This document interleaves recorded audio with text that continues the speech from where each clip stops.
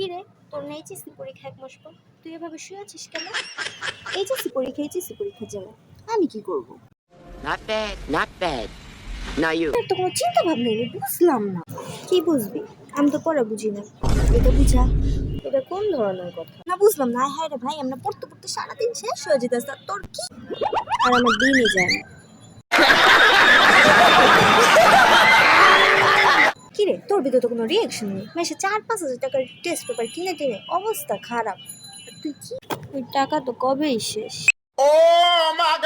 হায় আল্লাহ, তার মানে টাকা আনছে যে তোরে টাকা দিল? দেখ, সত্যি করে বল, তোর কাছে টাকা থাকলে চল টেস্ট পেপার কিনে নিয়ে আসি, তুই পড়। পড়লেই কি, আমি না পড়লেই কি, আমি তো শেষ। बात तो सही है। কি রে ভাই, এর ভিতরে তো কোনো সিরিয়াসনেস নেই। তুই প্রিপারেশন নিবি না? তোর 40 দিন পর পরীক্ষা। এখন আমি কি টেনশন করব? আমি কি টেনশন করার দরকার? টেনশন করবি মানে? তুই কি করছিস এগুলা? তুই সারাদিন লাগায় পড়, সারাদিন। কি রে, তোর কি সাপে কামড় দিল? কথা বন্ধ করলি কেন? কথা বল। না, চিন্তা করছি আমার কি আসলেই পড়া দরকার। एकदम इन्होंने वक्त बदल दिया, जज्बात बदल दिए, जिंदगी बदल दी। বলো, আমরা সব টেস্ট পেপার সলভ করে পরীক্ষা দিয়ে 20%, 10%, 50% সব পেয়ে যেতেছে। তুই কি করতেছ?